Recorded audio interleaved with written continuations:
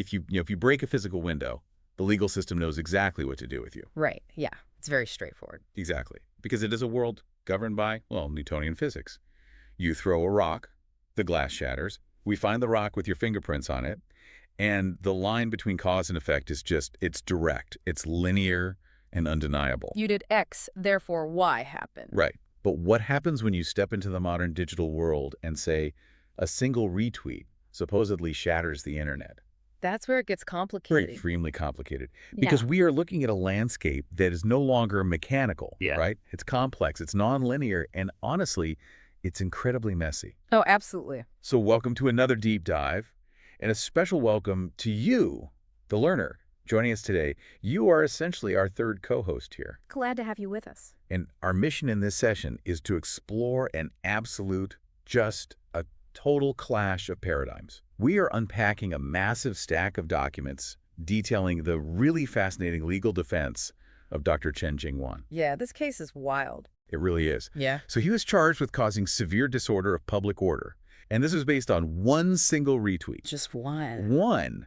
But instead of arguing about, free speech or the actual content of the post, he dismantled the prosecutor's case using statistical physics. And complex network theory, yeah. And computer science. It's incredible. It's a completely different approach. We are basically witnessing a centuries-old, totally Newtonian judicial system attempting to prosecute a citizen who operates within a non-linear, basically quantum-level complex social network. Wow, yeah. Right.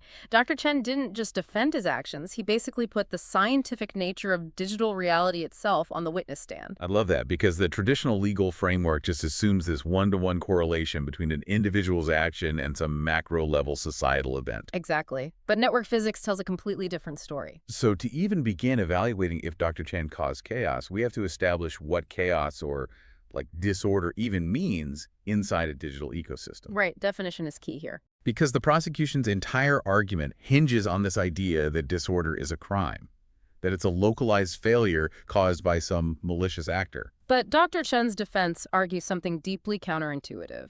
They say that in a social network, disorder isn't a glitch. Right. It is the natural resting state of the system. Which is such a mind-bending concept. It really is. Yeah. Because any social media platform, whether it's Twitter or Facebook or Weibo, is classified mathematically as a complex system. Okay. And these networks possess characteristics like the small world effect. Which is basically the whole 6 degrees of separation thing, right? Exactly, yeah. Yeah. Essentially, any node is only about 6 degrees of separation from any other. But the truly defining feature of a complex system is emergence. Emergence. Right. You cannot predict the macro behavior of the entire network simply by summing up all the micro behaviors of individual users. So it's not just basic addition. No, not at all. The collective behaves entirely differently than its parts. Okay, let's unpack this because I want to make sure I'm wrapping my head around the computer science angle. Sure. The defense brings up the CAP theorem, which was originally proposed by Eric Brewer. Yes, Brewer's theorem. Right. And this theorem states that in any distributed network, you have 3 desired properties. You have consistency, meaning, every user sees the exact same data at the exact same time. Right. Then you have availability, meaning the system just always processes your request and keeps functioning. And finally, partition tolerance, meaning the system survives even when server connections just randomly drop or fail. They always do. Exactly. And Brewer's mathematical proof says you can only pick 2 of those 3. Yes. Because network partitions are an unavoidable physical reality. Cables get cut, right? Right. Servers overload, routers fail.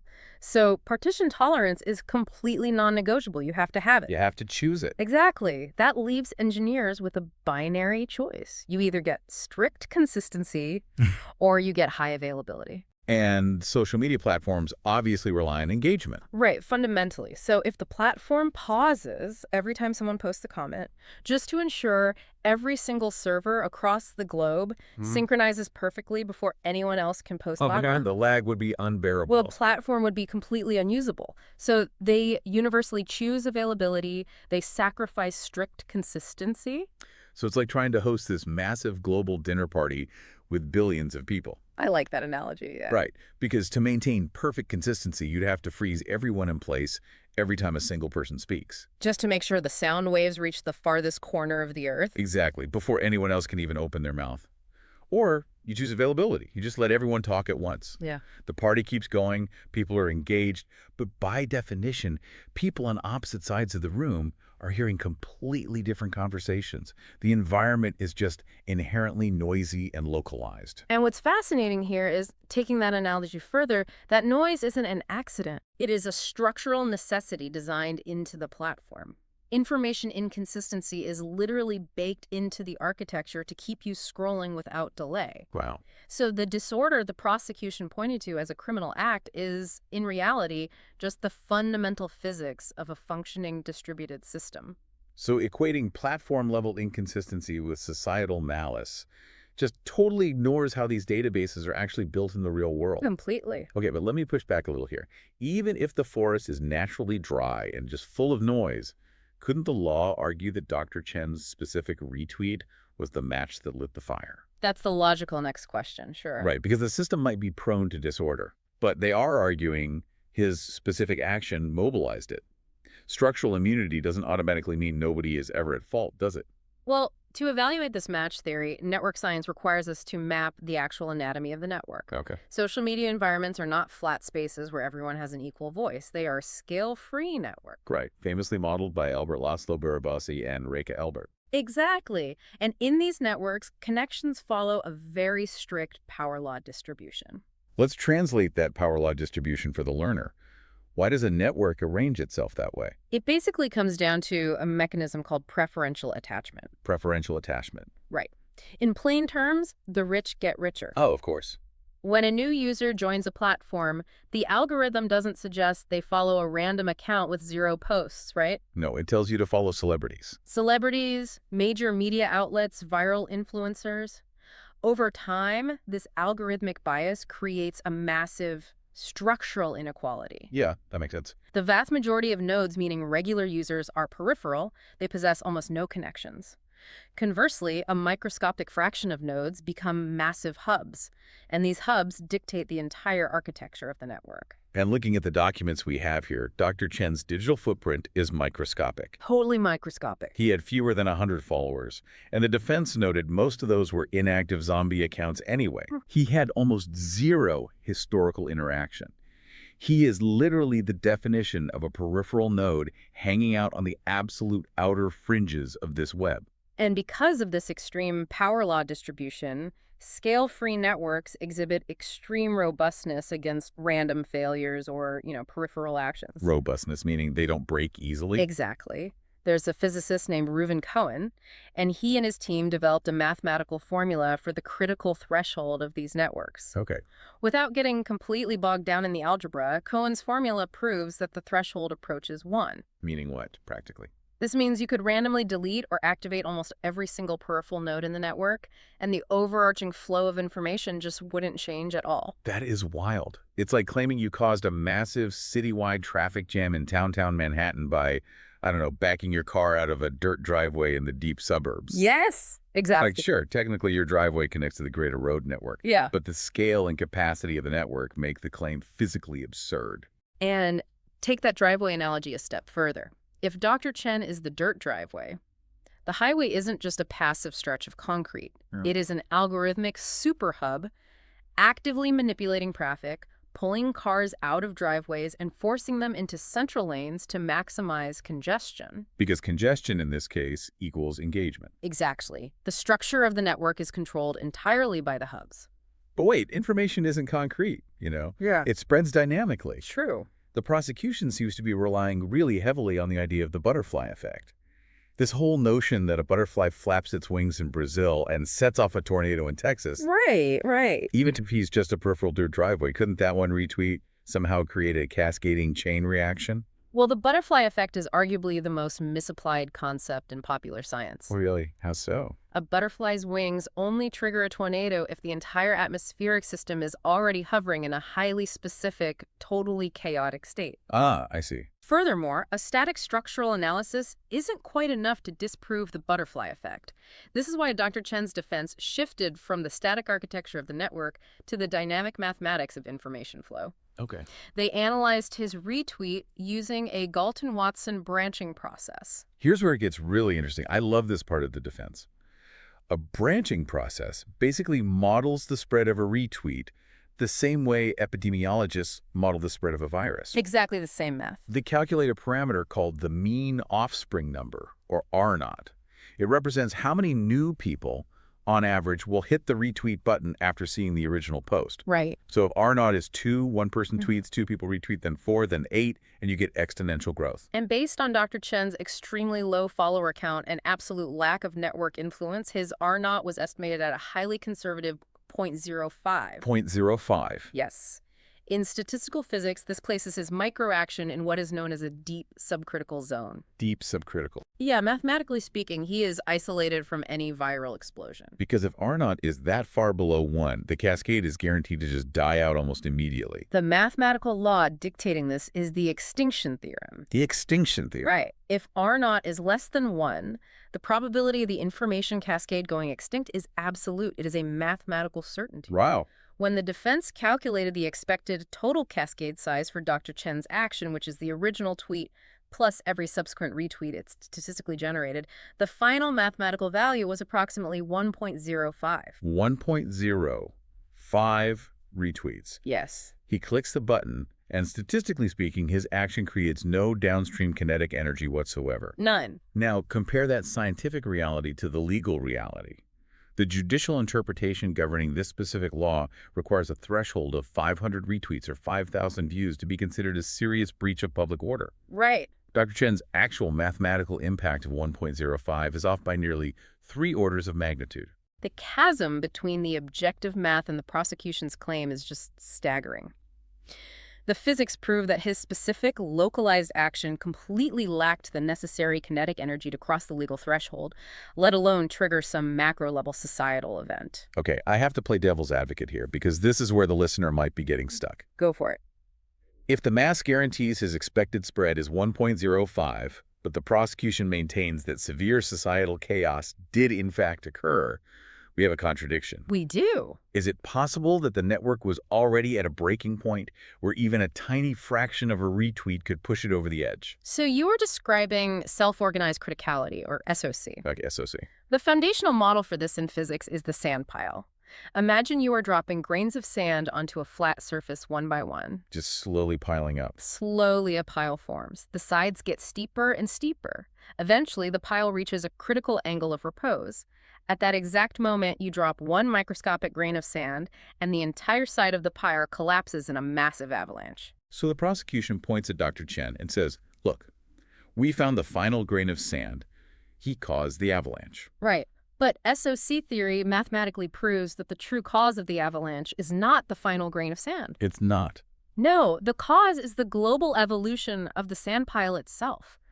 The entire system had self-organized into a supercritical state. Meaning the network's R naught was globally greater than 1. Exactly. The system was critically unstable. If a sand pile is in a deep subcritical state, like just a flat layer of sand, you could drop a bowling ball on it and you won't get an avalanche. Right. If a massive avalanche occurs from a single grain, the physical blame lies entirely with the structural instability of the pile, not the final grain.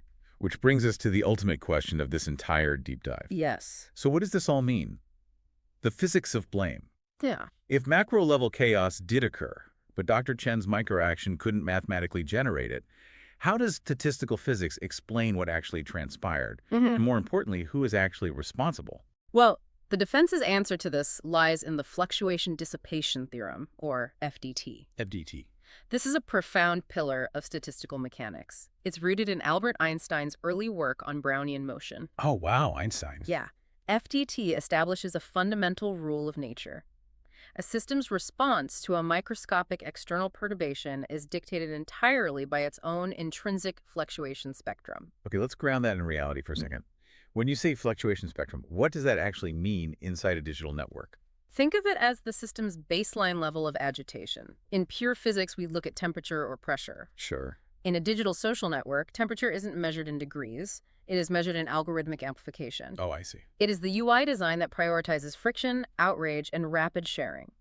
It is the trending algorithms pushing controversial hashtags to the top of millions of feeds simultaneously. Wow, yeah. The theorem proves that how a system dissipates energy, how it responds to a tiny push, is completely predetermined by how intensely the algorithm is already boiling the water. So if you push a system lightly, say, with a single peripheral retweet from Dr. Chen, and you suddenly get a massive, catastrophic societal reaction, FDT dictates that the retweet didn't supply the energy. Exactly. The system was already highly volatile. The algorithms were already churning with massive self-fluctuation. It's like blaming the thermal noise of a single electron for a massive power grid failure, rather than looking at the failing infrastructure itself. That's a perfect way to look at it. A physicist would look at the legal argument here and identify a massive category mistake. Category mistake. Yes. Okay. The prosecution equated a local fluctuation, meaning the tiny background noise of a peripheral retweet, with a macro phase transition, which is the systemic social chaos. They mixed up the two completely. Totally. In physics, the thermal fluctuation of water molecules is a necessary condition for water to boil, but a single molecule's movement is not the cause of the boiling. Right. The cause is the external control parameters, the fire under the pot. And the prosecution didn't even attempt to measure the fire under the pot? No, not at all. They just pointed at a single water molecule Yeah. and blamed it for the steam. Yeah. The legal flaw is just monumental. They substituted a linear Newtonian assumption of blame, like he clicked a button, therefore chaos happened, for a complex, nonlinear reality. Yeah. They entirely failed to ask why the digital environment was so hyper-fragile that an action with an R0 of 0.05 could supposedly fracture it. And asking why the system is fragile requires shifting the focus of the investigation, right? Okay. It shifts the blame away from the peripheral node and directly onto the hubs. The platform architects, the engagement algorithms, the institutional structures that manipulate the flow of information. The people who built the pile of sand. Exactly. Complex systems science dictates that systemic catastrophic risk almost universally originates from the hubs controlling the network, not the edges. It's just wild to think that by applying statistical mechanics, the defense not only exonerated the individual, but they basically indicted the mathematical structure of the platform itself. It's a brilliant defense. It really is. And to you, the learner listening right now, the reason we took this deep dive from a single retweet all the way to Einstein's Brownian motion is because this is the architecture of your daily life. Every single day. Every post you read, every video you like, every article you share exists within these scale-free networks. Your digital footprint is governed by power law distributions and algorithmic amplification, yet you are still living under legal and social institutions that view the world through outdated, linear, cause-and-effect lenses. They are stubbornly looking for a falling apple in a quantum field. Beautifully put. Thanks. The mismatch between the physical reality of our communication technology and the conceptual tools we use to govern it is, honestly, perhaps the greatest regulatory challenge of our time. The Newtonian legal framework simply breaks down when applied to emergence. It just doesn't work. Which leaves me with a final, slightly provocative thought for you to chew on after this is over. Oh, I'm ready. We spent this entire time talking about the mathematics of a single digital network, right? We mapped the spread of data. But what happens when you consider multi-layer networks? Imagine overlaying the digital architecture of a platform with the physical offline social networks we inhabit every day. Oh, wow. Now, introduce emotional coupling to the math. We know from behavioral science that human emotions like fear, anger, or panic spread dynamically. They absolutely do. So if widespread societal anxiety actively lowers the critical threshold for an avalanche in real time, changing the literal physics of the network second by second, how could any linear legal system ever hope to calculate the true origin of a social avalanche? When human emotion acts as a real-time multiplier across multiple dimensions of a complex system, identifying a single root cause becomes an almost impossible, mathematically unsolvable task. In a mechanical world, you break a window, you kind of rock. But in the digital age, the window is a network of billions of minds, and the rock might just be the thermal noise of a single algorithm. Keep questioning the systems around you. Thanks for joining us on this deep dive.